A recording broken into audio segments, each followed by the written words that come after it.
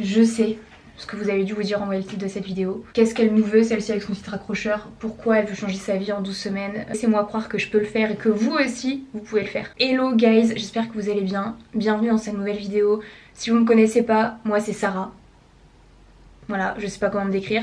Et pour toutes les personnes qui me connaissent, contente de vous revoir une nouvelle fois sur ma chaîne. J'espère que vous allez bien. Aujourd'hui, on se retrouve dans une nouvelle vidéo que je suis trop contente de faire. Pourquoi ? Parce que j'ai enfin trouvé le plan qui va me mener vers la réussite en 2024. Le plan qui va m'aider à atteindre tous mes objectifs. Ça faisait des années que je me mettais toujours des objectifs et tout.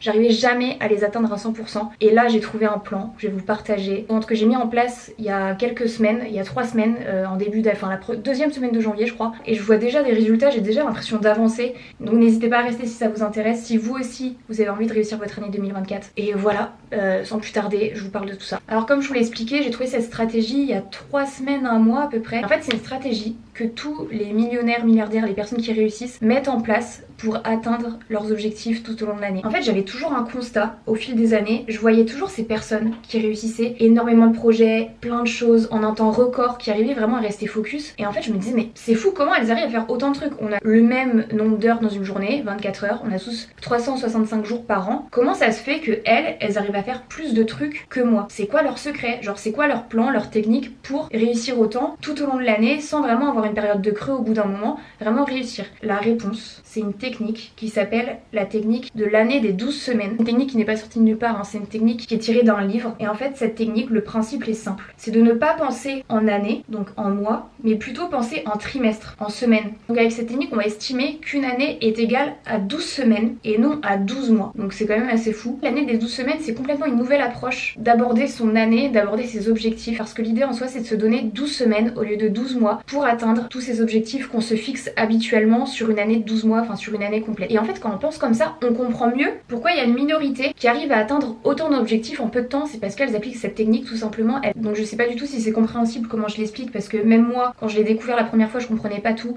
Mais pour vous la faire courte, en fait, on va découper votre année en trimestres. Donc chaque trimestre va représenter une année.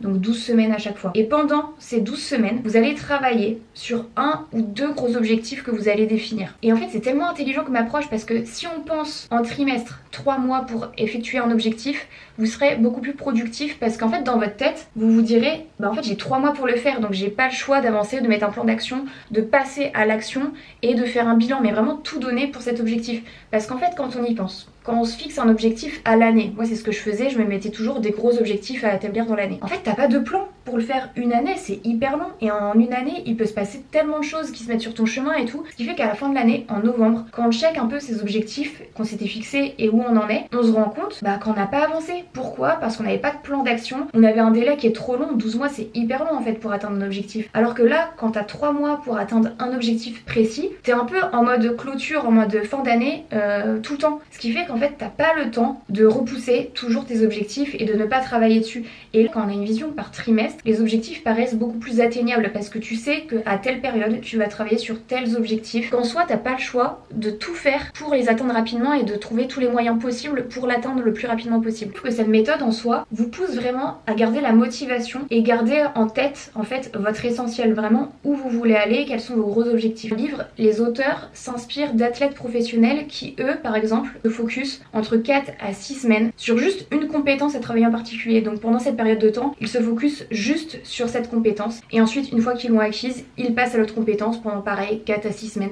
Le but général étant toujours d'atteindre la meilleure performance possible en étant toujours à son maximum et réussir dans tous les domaines qui sont visés. Donc pour faire un petit résumé, avec un objectif identifié que vous allez mettre en place, que vous allez travailler sur une période donnée, une période précise, donc de 12 semaines, vous allez atteindre plus facilement votre objectif qu'en une année. Pourquoi? Parce que vous aurez moins de temps pour le faire, vous aurez une deadline pour le faire, vous n'aurez pas le choix d'avancer. Je vais vous donner un exemple à petite échelle. Par exemple, le dimanche, vous vous dites vas-y je vais faire mon ménage ce dimanche, je me donne un peu la journée pour le faire et tout. Qu'est-ce que vous allez faire? Vous allez vous lever, vous allez prendre votre petit déj, vous allez voir qu'il fait beau, du coup vous allez vouloir marcher dehors, vous allez recevoir un coup de fil d'une amie, vous allez prendre le coup de fil d'une amie, ensuite c'est l'heure de manger déjà le déjeuner, ensuite vous allez faire plein de choses en fait, vous avez plein de choses à faire, vous allez vous retrouver à 19h, vous allez vous dire j'ai pas fait mon ménage, j'ai pas fait ce que je voulais faire. Alors que si dès le début de journée vous vous dites ok avant midi faut que j'ai fait mon ménage parce que ensuite j'ai des choses à faire, je compte appeler mon ami, je compte aller me balader, etc.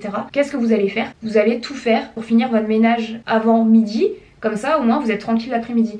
En fait, c'est la même chose avec le principe des 12 semaines. Donnant 3 mois, vous avez beaucoup moins de chances que des choses imprévues viennent se mettre sur votre chemin par rapport à 12 mois par exemple. Donc, comment établir son année des 12 semaines? Premier point, définir vos objectifs. J'aime bien dire, je le dis toujours, voyez grand, n'ayez pas peur de vous limiter par rapport à votre potentiel parce qu'en fait si vous donnez un petit objectif par rapport à votre potentiel, une fois que vous allez l'atteindre, vous resterez là, vous vous direz en fait c'est bon, j'ai pas envie d'aller plus loin, etc. C'est humain. Alors que si vous vous donnez un gros objectif, qu'est-ce que vous allez faire? Même si vous l'atteignez pas à 100%, vous aurez quand même été plus loin que votre potentiel. Je sais pas si vous voyez ce que je veux dire. Votre potentiel est énorme. En fait, on se limite vachement, je trouve, individuellement. Donc pour l'année des 12 semaines, ce que je vous conseille, c'est que chaque période, donc chaque année, trimestre, vous allez vous focus sur 1 ou 2 objectifs, mais vraiment qui vous tiennent à cœur. Ça peut être dans différents domaines de votre vie. Par exemple, je sais pas, vous avez envie d'apprendre une langue, vous avez envie de vous mettre au sport, vous avez envie de changer de boulot, vous avez envie de lancer votre entreprise, vous avez envie de lancer votre chaîne YouTube, vous avez envie de lire un nombre de livres défini, vous avez envie, je sais pas, de vous mettre à une activité manuelle. Vraiment, définissez des objectifs qui correspondent à votre pourquoi, à ce que vous voulez, à ce qui vous tient à cœur vraiment à accomplir. Donc voilà, vraiment prioriser 1 ou 2 objectifs par trimestre, pas plus. C'est pas l'objectif parce que le fait d'être multitâche, vous allez vous perdre partout et vous serez pas concentré. Et ce qui fait qu'en fait, si imaginons vous mettez 1 ou 2 objectifs par trimestre, à la fin de l'année, donc fin de la vraie année 2024 de 12 mois, vous aurez accompli entre 4 à 8 gros objectifs que vous vous étiez fixés. Je trouve ça fou quand même, qui, entre vous et moi, a déjà atteint 4 à 8 gros objectifs dans une année complète? Pas moi, j'en ai peut-être atteint 1 ou 2 à chaque fois tous les ans, mais 8, c'est énorme. Vous pouvez vraiment décupler votre réussite et aussi doubler votre productivité. Donc une fois vos 2 objectifs maximum fixés pour les 12 premières semaines, ce qu'on va faire c'est du découpage. Donc vous allez découper votre objectif en mini-objectifs sur 12 semaines.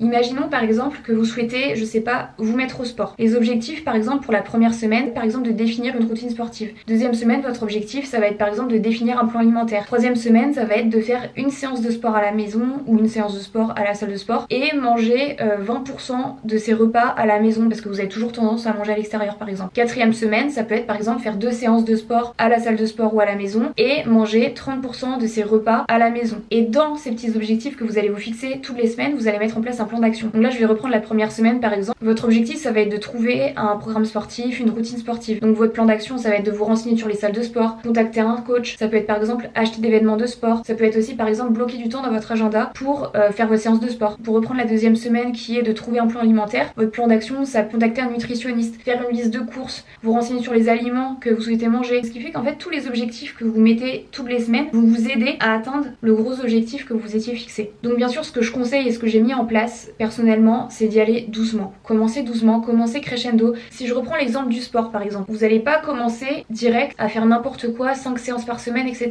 Ce que vous allez faire c'est commencer petit à petit, une séance, ensuite une deuxième séance la deuxième semaine, une troisième séance la troisième semaine, augmenter l'intensité de vos entraînements, augmenter les charges pour pas se brûler les ailes tout simplement parce que c'est pas ce qu'on recherche. Ce qu'on recherche c'est l'atteinte de nos objectifs à long terme. Et vraiment ce que je conseille aussi, on arrive au point suivant, c'est de mesurer son évolution, que c'est la partie la plus importante parce qu'en fait si vous mettez des objectifs toutes les semaines etc et que vous mesurez rien, vous voyez pas votre évolution, comment vous allez pouvoir vous réajuster, comment vous allez pouvoir mettre de nouvelles choses en place, comment vous allez pouvoir, je sais pas, vous récompenser. Donc ce que je vous conseille fortement c'est d'utiliser un outil de suivi. Donc personnellement j'en ai trouvé un sur Notion, un template gratuit, je l'utilise, je vous le mettrai en barre d'infos si vous voulez, il est trop bien. Donc en fait je mets vraiment toutes mes actions toutes les semaines, je vais mettre les jours de la semaine et je vais venir cocher à chaque fois. Si vous voyez que tous les jours vous avez coché, vous êtes plutôt satisfait, enfin ça crée vraiment un sentiment de satisfaction. Alors que si vous faites des actions et qu'il y en a une que vous n'avez pas faite pendant un jour ou deux, ça va casser ce cycle. Et perso j'adore vraiment suivre mon cycle, voir si j'y arrive tous les jours